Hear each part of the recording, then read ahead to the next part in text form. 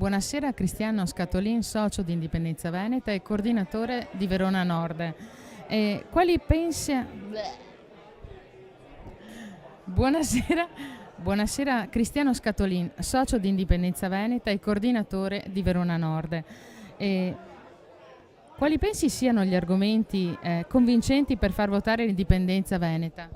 Beh, innanzitutto io volevo richiamare l'argomento quello quello meno nobile, che sarebbe l'argomento quello economico.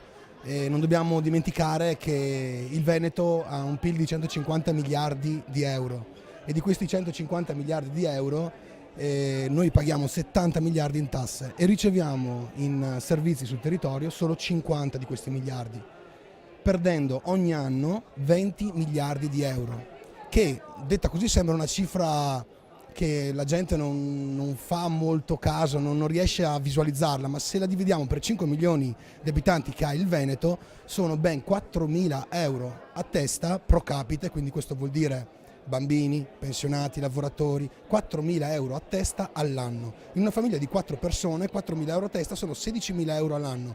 Se facciamo 2 più 2 in 10 anni sono 160.000 euro un appartamento che ogni 10 anni viene a mancare alle famiglie venete sotto forma di servizi o in diminuzione di tasse.